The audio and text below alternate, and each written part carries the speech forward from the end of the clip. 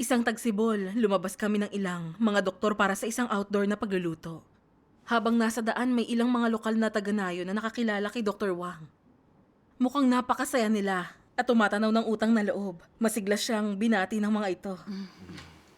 Nung nagluluto na, nagkulang ang mga sangkap namin. Napakabait talaga ng mga taga-Nayon. Nung nangailangan kami, inalok nila kami ng kung anong meron sila. Nung panahong yon, ang supply ng ilang pang-araw-araw na pangangailangan ay kaunti lang kaya mahal. Halimbawa, wala masyadong gatas. Maraming tao ang kailangan pumila para makakuha nito. Pero yung iba na taga-pabrika ng gatas, dinadala lang ito sa amin. Dahil sa reputasyon ni Dr. Wang ang lahat ng ito. Nakita kong nagningning ang mga mata ni Dr. Wang nang umiti siya. At hindi ko mapigilang mainggit sa kanya at isiping, tinitingala talaga ng mga tao si Dr. Wang. Nirirespeto siya saan man siya magpunta at wala siyang dapat alalahanin. Kailangan lang niyang ipakita ang mukha niya para madaling magawa ang mga bagay. Samantalang ako, isa lang akong clinician na walang nakakakilala. Di ako pwedeng tratuhin ng ganun. Pwede lang akong kumapit sa laylayan niya. Pero sa pagkadismay ako, tiningnan ko ang puting buhok ni Dr. Wang. At inisip na hindi ba't bata pa ako? Kung maayos kong pag-aaralan ng medisina at matututo mula sa mga veteranong doktor, hindi maglalaon, ay maaari rin akong maging sikat at respetado katulad nila. Basta't handa akong magsumikap. Pagkatapos ng isang buwang tuloy-tuloy na pagsusumikap, nakapag-duty na ako mag-isa at nagkaroon na rin ng pagkakataong makapag-opera. Pero unang hakbang lamang ito. Kailangan ko pa rin magsumikap. Kaya palagi akong nag-aaral ng mga teoryang medikal. Kumuha ako ng skills exam at mga remedial classes sa labas ng trabaho. Kung mayroong biglaang operasyon, maski oras man ng trabaho o hindi, wala akong pinapalampas na pagkakataon para magsagawa ng operasyon. Minsan, habang abala ako sa pag-oopera, gutom na gutom ako. Pero hindi ko maalagaan ang sarili kong katawan dahil bawal ang pagkakamali sa operasyon. Minsan kailangan ko pang magtrabaho ng 24 na oras. Pagkaalis sa trabaho, wala na roon ang isip ko. At pagod na pagod ang katawan ko. Desperado na akong magpahinga. Pero maaalala ko ang laging sinasabi ng tatay ko, kung walang hirap, walang sarap. At mga kwento ng pagsusumikap para maabot ang mga layunin. Kaya hinimok ko ang sarili ko na magpatuloy at pinilit na palaging magsumikap. Pagka-uwi ko ng bahay sa gabi, lalapat ang ulo ko sa unan. Ihihiga at irerelax ko ang aking pagod at sumasakit na katawan. Pag ipipikit ko ang aking mga mata at gusto ng matulog, bigla ko na lang maaalala ang bawat detalye ng isang operasyon. Natatakot ako na ang nanghihinang estado ng pag-iisip ko ay magdudulot sa akin ng pagkakamali sa operasyon. Maiisip ko ang mga dating kasamahan na gumawa ng maliliit na pagkakamali sa trabaho at hindi na muling nagkaroon ng karapatan na mag-opera. Kapag may maling nangyari, hindi na ako magiging tagumpay. Agad akong makakaramdam ng pagkabalisa, pagod, takot at pag-aalala. Pagod na ang isip at katawan ko. Minsan iisipin ko ang operasyong nakaschedule sa susunod na araw.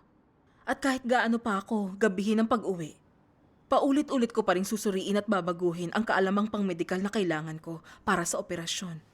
Para wala akong magagawang anumang pagkakamali.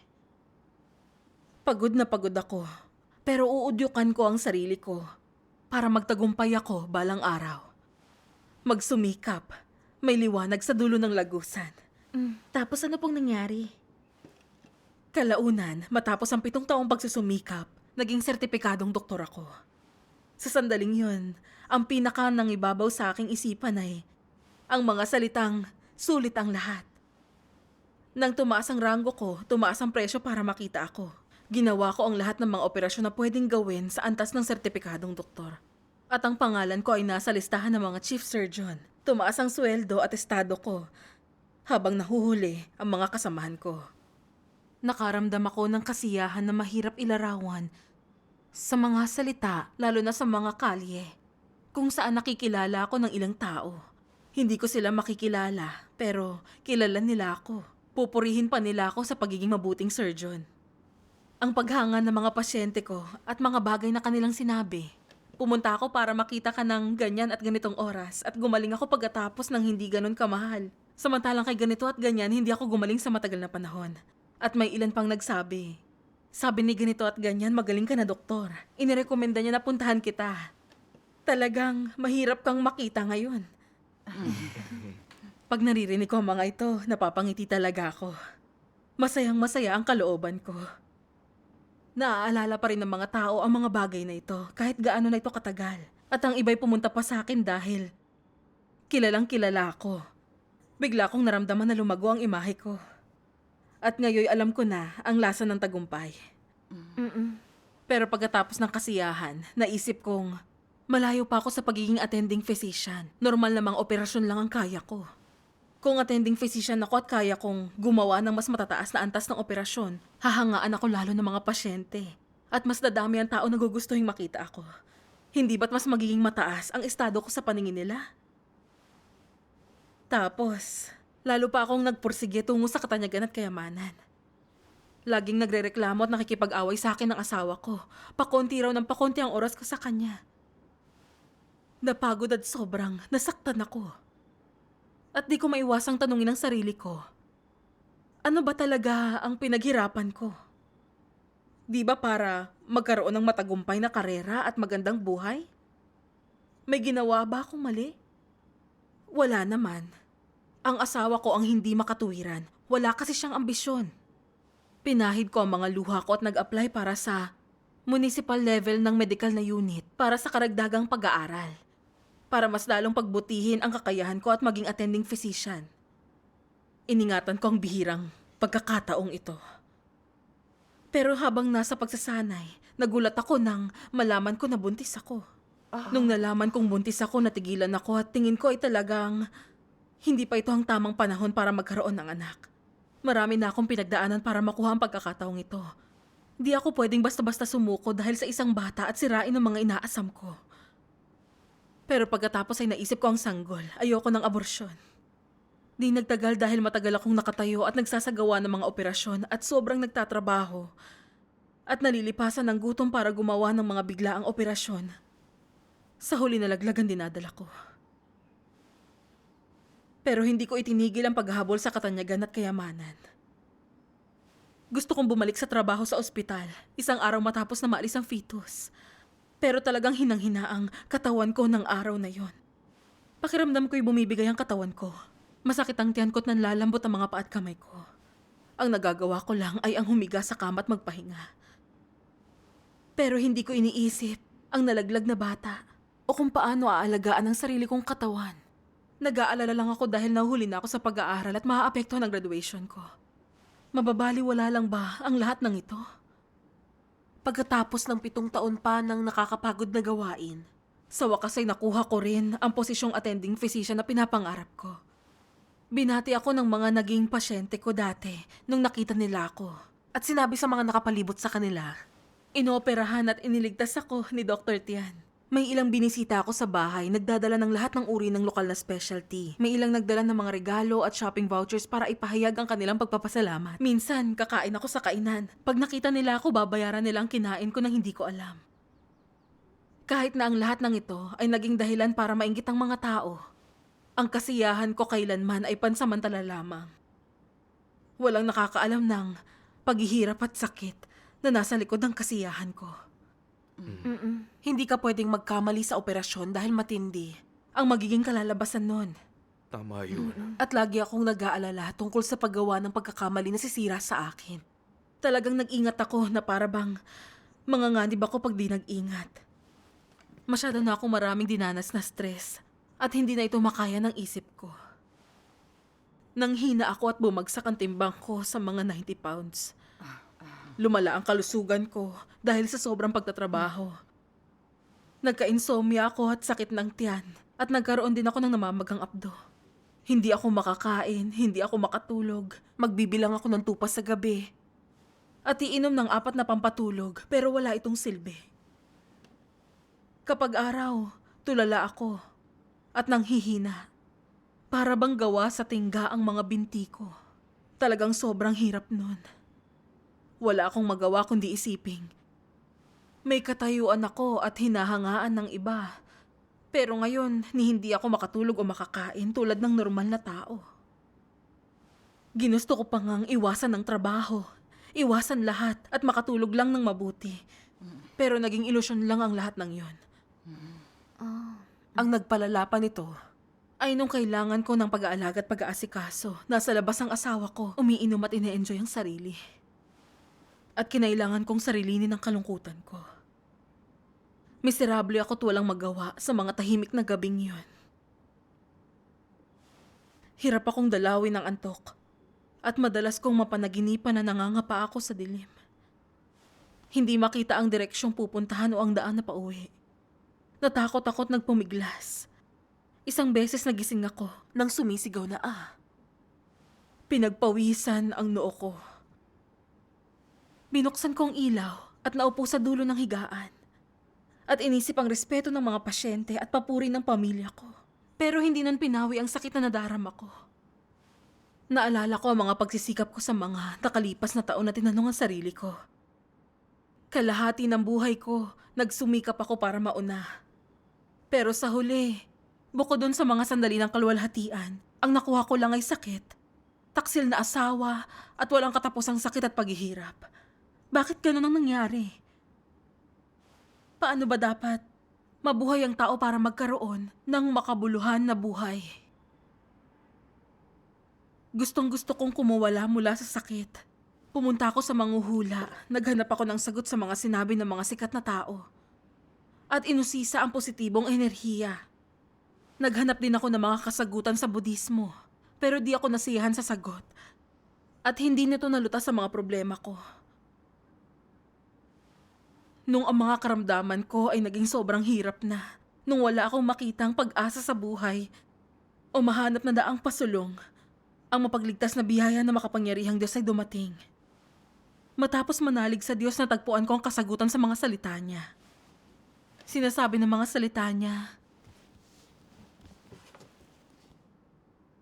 akala ng tao pag may katanyagan at pakinabang, maaari nila itong gawing kapital upang tamasahin ang mataas na katayuan, malaking yaman at ang buhay. Iniisip nila na ang mga ito ay magagamit upang magkamit ng isang buhay na walang pakundangan sa kasiyahan at pagkatamasa ng laman. Dahil sa katanyagan at pakinabang na iniimbot ng tao, ang mga tao ay kusang loob, hindi man namamalayan na ibinibigay ang kanilang mga katawan, mga isip at lahat ng mayroon sila. Ang kanilang kinabukasan at kanilang mga tadhana kay Satanas. Ginagawa nila ito nang wala ni isang sandali ng pag-aatubili. Kailanman ay mangmang sa pangangailangan na mabawi ang lahat ng naibigay nila. Mapapanatili ba ng mga tao ang kontrol sa mga sarili sa sandaling manganlong sila kay Satanas sa ganitong paraan at maging tapat dito? Tiyak na hindi. Sila ay ganap at lubos na kontrolado ni Satanas. Sila rin ay ganap na nalublob sa putikan at hindi magawang mapalaya ang kanilang mga sarili. Pag ang tao ay nasadlak sa katanyagan at pakinabang, hindi na nila hinahanap ang maliwanag, ang matuwid, o ang mga bagay na maganda at mabuti. Sapagkat matindi ang pang-akit ng kasikatan at pakinabang. Maaaring hangarin ang mga yon habang buhay o hanggang sa walang hanggan. Hindi ba ito totoo? Amen. Niliwanagan ng mga salita ng Diyos ang puso ko. Naalala ko ang pagpunta sa cookout na yon kasama ni Dr. Wang. Nung napagdesisyonan ko na hanggang mayroon akong estado at mataas na kakayahan sa medisina, rerespetuhin at makakatanggap ako ng espesyal na pagtrato at magiging maayos ang buhay. Tinanggap ko rin ng mga lason tulad ng ang iiwanang pamana ng tao ay replika ng buhay niya. Manguna kumpara sa lahat. At nagsusumikap ang tao na umangat dumadaloy ang tubig pababa. Kaya naman, ang paghahabol sa katanyagan at kayamanan ang naging hangarin ko at mga layunin sa buhay. Oo nga. Palagi akong nagsusumikap para isulong ang aking karera. Matapos kong makakuha ng respeto at papuri sa mga tao, naramdaman ko ang tunay na diwa ng tagumpay. Kaya naramdaman ko na tungkulin ko na ipagpatuloy ang pagtahak ko sa maling landas. Iginugol ko ang higit sa 10 taon sa paghahabol sa katanyagan at kayamanan. Isinakripisyo ang pamilya at ang bata sa aking sinapupunan. Nasira ko ang aking kalusugan at naiwan akong may sakit ang katawan. Sayang lang talaga na pagkatapos ng lahat ng sakripisyo, noon ko lang naisip. Anong silbi ng katanyagan at kayamanan sa akin? Nagdala ng paghihirap sa akin ang paghabol dito. At nang sa wakas ay makuha ko ito, labis pa rin akong nagdusa. Malinaw na ang paghabol sa katanyagan at kayamanan ay maling landas. Oo, Tama. Naintindihan ko ng... Ang pakikipaglaban para maghabol ng katanyagan at kayamanan ay masama. Na bumabalot sa mga tao tulad ng isang tali at sumasakal sa kanila. Para itong pamatok na inilagay ni Satanas sa katawan ko. Na nagpapayag sa akin na magdusa at isakripisyo ang lahat. Kalaunan, nakamit ni Satanas ang nais niyang gawin ko. Oo nga. Gaya ng sinabi ng mga salita ng Diyos.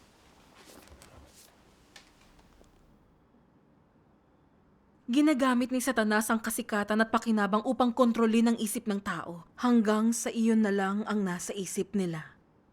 Para sa kasikatan at pakinabang nagsisikap sila, naghihirap at nagtitiis sa kahihiyan. Isinasakripisyo nila ang lahat at gumagawa ng anumang hatol o desisyon para sa katanyagan at pakinabang. Sa ganitong paraan, iginagapos ni Satanas ang tao gamit ang kadenang hindi nakikita at wala silang lakas ni tapang na iwaksi ang mga ito. Walang kaalam-alam nilang dinadala ang mga kadenang ito at lumalakad ng may matinding kahirapan. Para sa katanyagan at pakinabang, ang sangkatauhan ay lumalayo sa Diyos at pinagtataksilan siya at mas lalo silang nagiging masama. Kung kaya, bawat henerasyon ay nawasak sa ilalim ng kasikatan at pakinabang ni Satanas. Amen. Amen. Nakita ko kung gaano kasuklam-suklam si Satanas. At taos-puso akong nagpasalamat sa Diyos. Nung naipit na ako ni Satanas at di makawala, hindi lang basta naupo at nanood ang Diyos. Inabot niya sa akin ang kanyang kamay ng kaligtasan. Pinaginhawa ko ng kanyang mga salita. At tinulungang hanapin ang pinagmumula ng pagdurusa ko. Ang Diyos lamang ang pinaka-nagmamahal sa tao. Nagkatawang tao siya upang ipahayag ang katotohanan. Para turuan tayong makilala kung ano ang mabuti at ano ang masama. Alam kong hindi ako pwedeng magpatuloy sa maling landas. Na iginugugol ang buhay ko sa katanyagan at pakinabang. Dapat kong sambahin ang lumikha. Amen. Pagkatapos, mas iginugol ko ang aking libreng oras sa pagbabasa ng mga salita ng Diyos. Sa pagbabahagi sa aking mga kapatid tungkol sa mga bagay na hindi ko maintindihan para matulungan at masuportahan namin ang isa't isa. Bago ko pa namalayan, naintindihan ko ang ilang katotohanan at mas naunawaan ang ilang bagay. Mas kalmado na ang isip ko. Unti-unting bumuti ang insomnia ko at ang sakit ng tiyan ko at pati abdo ko. Hindi ko ito makukuha sa paghabol sa katanyagan at pakinabang. Talagang naranasan ko ang kasiyahan ng espiritual na kalayaan. Tama. Hindi nagtagal nakita kong lahat ng mga kasamahan ko'y nagtatrabaho para ma-promote. At yung mga may mas mabababang profesional na kakayahan, ang ilan pa ay mga kasamahan na sinanay ko, ay naging mga assistant professor lahat. Naramdaman kong medyo napag-iwanan ako. Naisip ko na kung hindi ako nagkasakit at napahinto ng isang dekada, base sa kakayahan ko, naging assistant professor man lang sana ako.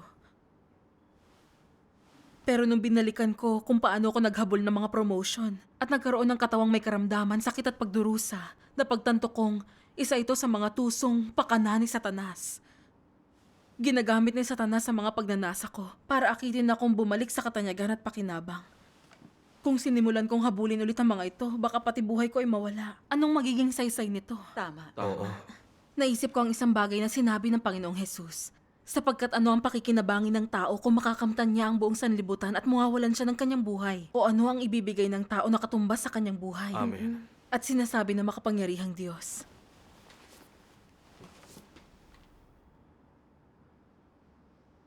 Bilang isang normal na tao na naghahangad ng pag-ibig sa Diyos, ang pagpasok sa kaharian upang maging isa sa bayan ng Diyos ang iyong tunay na hinaharap.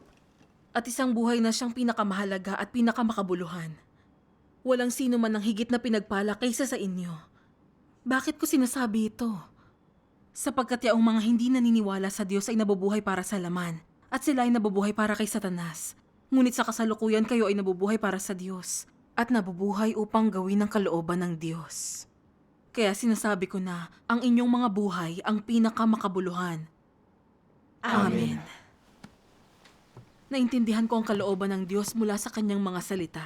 Gaano man kataas ang estado ng tao o anuman ang reputasyon nila, ang paghahabol sa katanyagan at kayamanan ay ang maling landas. At ito'y humahantong sa kamatayan. Hindi mo pwedeng matanggap ang biyaya ng Diyos sa pagtahak sa landas na ito. Sa paghahanap lang ng katotohanan at pagsasagawa ng tungkulin mo, pagtanggal ng mga katiwalian mo sa pagdanas sa gawain niya, at pagsubok na kilalanin siya, na magkakaroon ka ng buhay na makabuluhan at may halaga, at mabibiyayaan ng Diyos. Ito lang ang kinabukasang dapat mayroon ng tao. Oo. Tama yan. Kung patuloy kong susubukang bigyang kasiyahan ng interes ng laman, hindi lang ako hindi bibiyayaan ng Diyos. Talagang kamumuhian niya ako. Oo. Tama yun. Halimbawa ito base sa totoong buhay ng mga kakilala ko. Nagtapos sa kolehiyo ang anak ng boss ko at nagkaroon ng magandang karir habang nasa ibang bansa. Pero pagkatapos ng matinding kompetisyon at sobrang stress, na-depress siya. At pinatay ang sarili. At ang anak ng kaibigan ko, na napakabata pa lang ay naging manager na, nagkaroon siya ng cirrhosis sa atay dahil sa labis na social drinking. Namatay siya pagkalipas ng 6 na buwan. At pumuti ang buhok ng kaibigan ko dahil sa sakit na idinulot nito. Napakaraming mga kasong tulad mo. Oo nga, tama yun. Naalala ko ang mga salitang ito ng Diyos. Natatanto nila na hindi nabibili ng pera ang buhay, na di mabubura ng katanyagan ng kamatayan. Na pera man o katanyag ay di makakapagpahaba ng buhay ng tao kahit 1 minuto o segundo. Amen. Siya nga. Hindi nito maaalis ang pagdurusa ng mga tao at di nito maliligtas ang buhay nila. Pwede lang nitong akitin ng mga taong bumalik sa kamatayan pagkatapos ng ilang saglit na kasiyahan. Tama. Nang maunawaan ko ito, hindi na ako nagambala o naapektuhan ng mga tao sa paligid ko. Naging handa ako na igugol ang limitadong oras ko sa paghahanap ng katotohanan. Nabubuhay ayon sa hinihingi ng Diyos at isinasakatuparan ng tungkulin sa bahay ng Diyos. Salamat sa Diyos. Isang araw, nakatanggap ako ng tawag mula sa direktor ng ibang ospital. Sabi niya, ngayong retirado ka na. Naghahanda kami ng piging para makapagdiwang ka. At pwede nating pag-usapan ang kolaborasyong pinag-usapan natin nun. Gusto naming isabit ang lisensya mo sa aming ospital. Para maakit ang mga dati mong pasyente. Pwede ka ring magtrabaho para sa amin o maging shareholder. Ikaw na ang bahalang mamili. Nang marinig ko ito, hindi ko maiwasang isiping iginugol ko ang halos buong buhay ko sa paghahabol ng katanyagan at pakinabang. At anong nakuha ko rito? Buong buhay na lang ba talaga akong nakabaon sa katanyagan at pakinabang? Hindi. Hindi madaling alisin ang sakit ng paghahabol ng katanyagan at kayamanan. Hindi na ako magbibilang ng tupa sa gabi o mamuhay ng nag-aalala at natatakot maghapon. Natikman ko na ang kapayapaan ng isip na inihatid sa akin ng pananampalataya sa Diyos. Mas mabuting hawakan ko ng mahigpit ang kasiyahang ito. Isa pa, kahit na isabit lang ang lisensya ko sa ospital, kailangan ko pa rin pumunta kung may problema. Hindi ba't makakagambala yun sa tungkulin ko? Tama. Totoo yan. Siyang tunay. Naisip ko ang mga salita na makapangyarihang Diyos. Ngayon mismo, bawat araw na pinagdaraanan ninyo ay lubhang mahalaga. At pinakamahalaga sa inyong kahahantungan at kapalaran. Kaya't dapat ninyong itangi ang lahat ng mayroon kayo ngayon. At pahalagahan ang bawat minutong lumilipas. Kailangan ninyong bigyan ng oras ang inyong sarili na matuto ng husto upang hindi mawala ng saysay ang buhay ninyo. Amen. Oo. Napakaswerte ko na magkaroon ng bihirang pagkakataon na mahanap ang Diyos. Ang Diyos ang nagpaunawa sa akin ng kahulugan ng buhay. At nag-alis sa akin sa pagdurusa. Paano ako makakabalik sa yakap ni Satanas? Hindi na maaari. Malapit nang matapos ang gawain ng Diyos. At hindi ko pa nakakamit ang katotohanan. Kailangan kong pahalagahan ng bawat araw at hanapin ang katotohanan sa aking limitadong oras. Yan ang magandang buhay. Amen. Dahil naiintindihan ko ang kalooban ng Diyos, tumanggi ako sa alok ng direktor. Nang ibinaba ko ang telepono, naramdaman kong mas malaya ako kaysa dati. Hindi ko maiwasang sabihing dapat noon ko pa itinigil ang paghahabol sa katanyagan at pakinabang. Kinausap ako ng ibang mga ospital tungkol sa pagtutulungan. Tinanggihan ko silang lahat. Sa ngayon, pursigido ako sa pagsasakatuparan ng tungkulin ko. Magaan ang pakiramdam ko at kontento araw-araw. Isa tong bagay na walang material na kasiyahan o katanyagan ang makapagbibigay. Tama. Salamat sa makapangyarihang Diyos sa pagligtas sa akin. Salamat sa Diyos. Salamat sa Diyos.